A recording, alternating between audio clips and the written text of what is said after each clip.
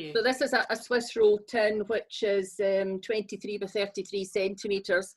I brushed it with melted butter and then put a piece of silicone paper on the top and cut the corners, you know, to fit, you know, into, you know, the corners, because you're wanting a square rather than just, you know, a kind of a rounded edge. And then I made a chocolate Swiss roll, put it into the tin, baked it in my oven, which is a fan-assisted oven, for 9 minutes at 200 degrees. And when this should have come out of the oven immediately, I should have put it onto this tray, which I have a damp tea towel on, putting a piece of greaseproof paper, silicone paper on top of it, but greaseproof would do as well, and then spread a little caster sugar onto it just so that the sponge doesn't stick. Turn the sponge, which should be hot, over onto the top and pull it out and pull the paper away on the sponge, which is not going to be so easy because it's cold now, but it's going to give you the idea of what you should be doing. And as I say, have the tray, the tin lined before you start making up your Swiss roll mixture, and have this tray with the damp paper ready as soon as it does come out the oven.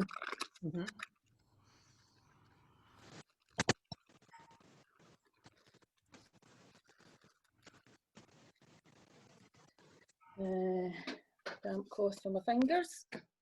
Then I would take a serrated knife and cut, I need to pull it this way a wee bit.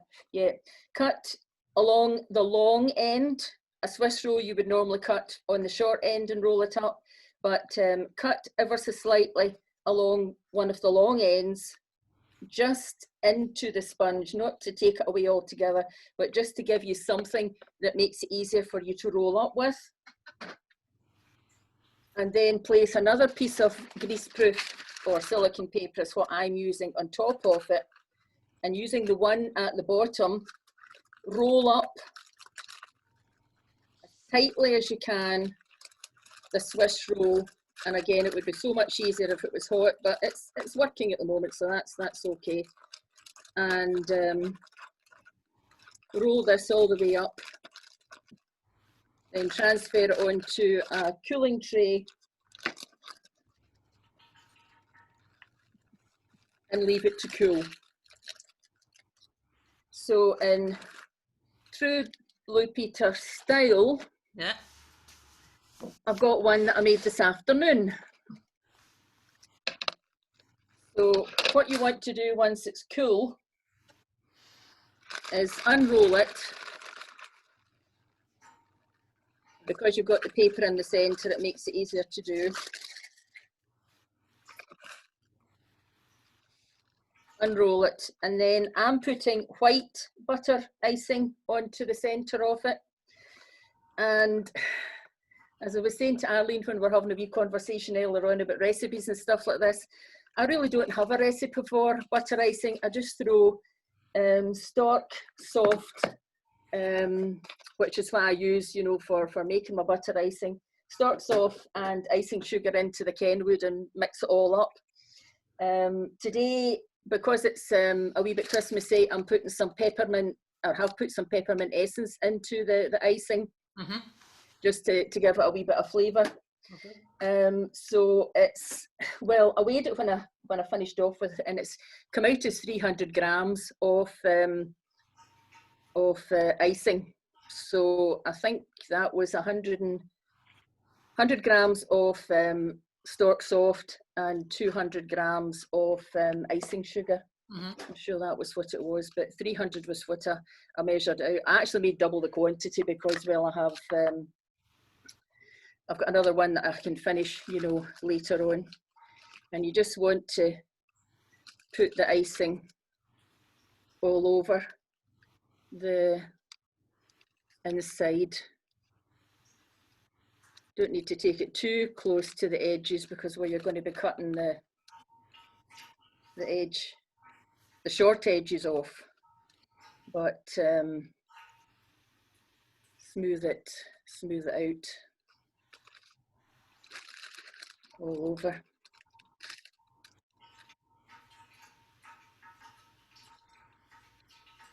And then with the paper that you have it sitting on, roll it up to make your Swiss roll. Again, rolling it quite tightly so that you get a nice effect.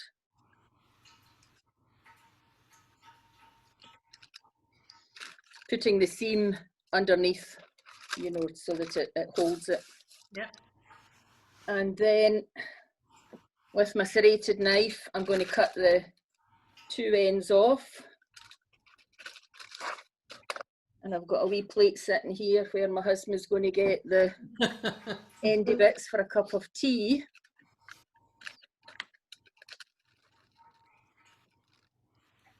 Or it's a coffee that he has, it's a coffee drinker, so do you want these two bits there?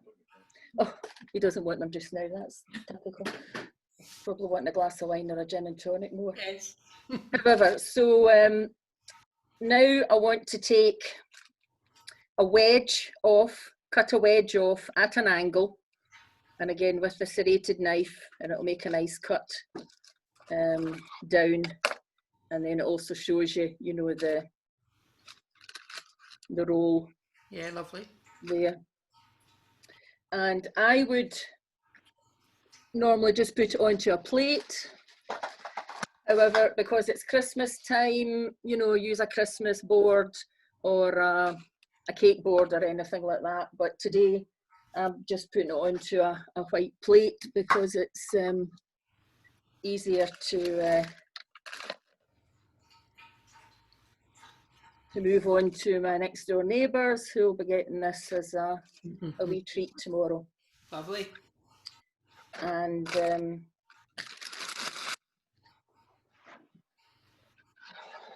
the edge, the bit that you've cut off, you want to just stick that on to the side of your log to make it look a bit like, you know, a tree or a log or such like.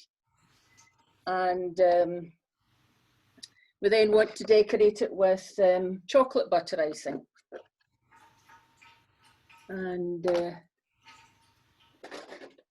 this again is just stark soft with icing sugar, and then I'm using cocoa powder, Dr. Oetker's cocoa powder.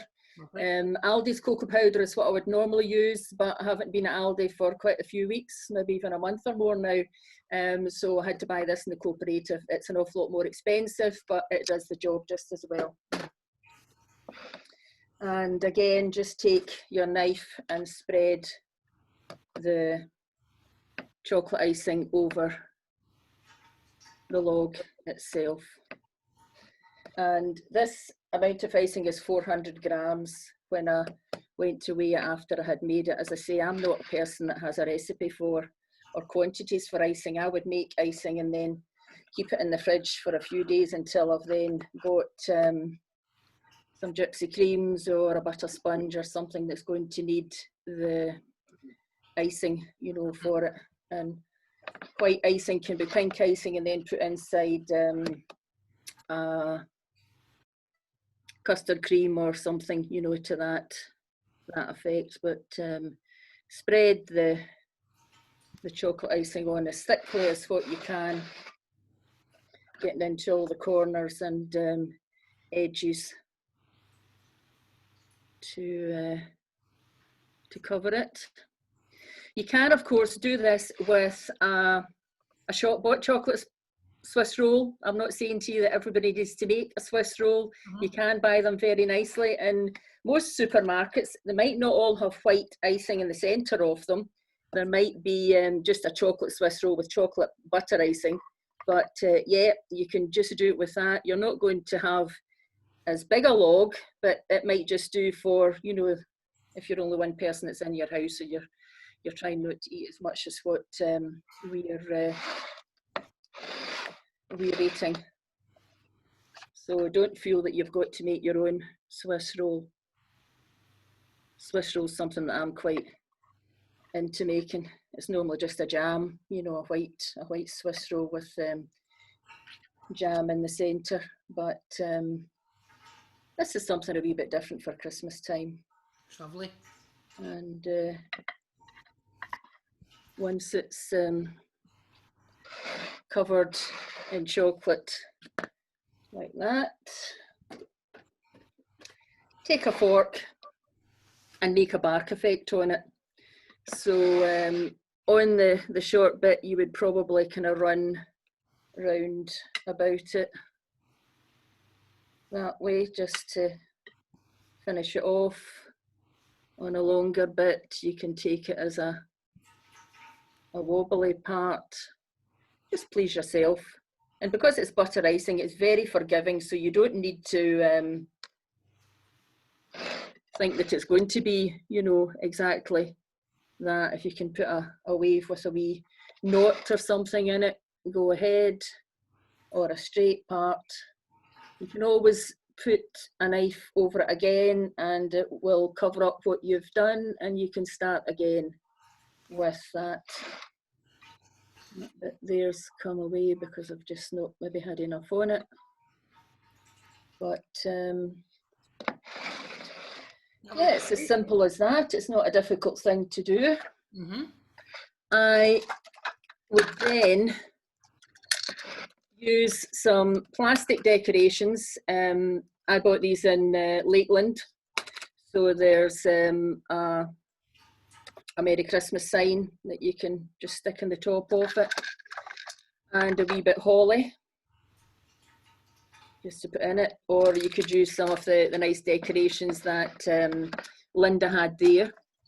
Or when I was clearing out my decorations the other day after we put them up, and then went to put a box into the charity shop, which will not take them now, I came across some plastic holly, which was in a box. So if you wanted to just put a nice big piece of plastic holly on the top, it's maybe not as dainty, but you could have other wee bits of twigs and things, you know, just to put on it, or a poinsettia or something like that, you know, just to decorate it up.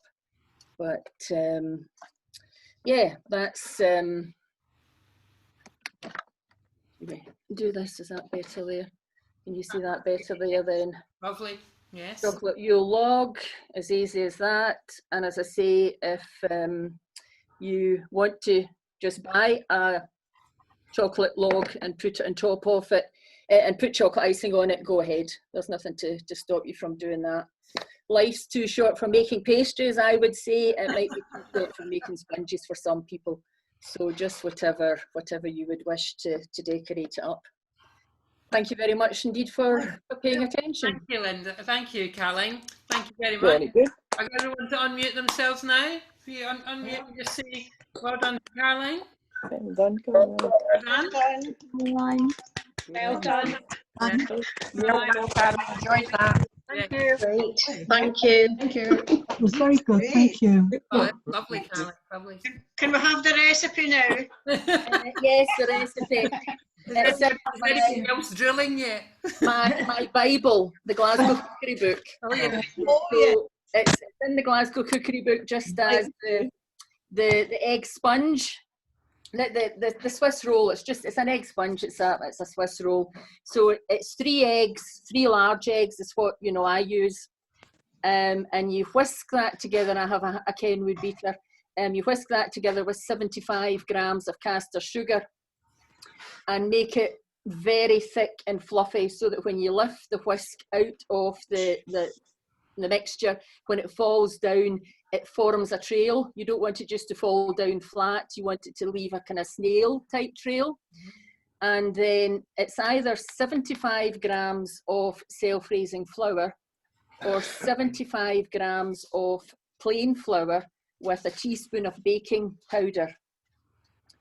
And that's the basic recipe. But because this is a chocolate roll I'm making, I take out from the 75 grams, I take out maybe a dessert spoonful or so of the flour and put it back into the bag, and then put a dessert spoonful of the cocoa into the flour, just to, you know, to make up, you know, the same, you know, ratio. Use a metal spoon to mix, or first of all, sieve the flour and top off your mixture, you know, your egg and sugar mixture, and then sieve that and top, and then use a metal spoon to mix it together, not a wooden spoon or anything thick at all, a metal spoon so that it's catching it, and just be very gentle, because you don't want to knock the air, you know, out of the sponge. And put it into your baking tray, and as I say, 8-9 minutes in your oven, just as fast as what it is of that. When you take it out of the oven, if you put your finger on top of the sponge, you want it to slightly bounce back, you know, it shouldn't, you know, fall down, you know, when it's not cooked well enough, but you want to have a bit of spring in it, and it's as simple as that for my sponge. Brilliant. Sorry, how long did you bake the sponge? 8 or 9 minutes. I think mine's was 9 minutes the first time, and maybe 8 minutes the second time. When I did 8 or 9 minutes. What temperature was that, Caroline? 200 degrees in a fan assisted oven, which I have.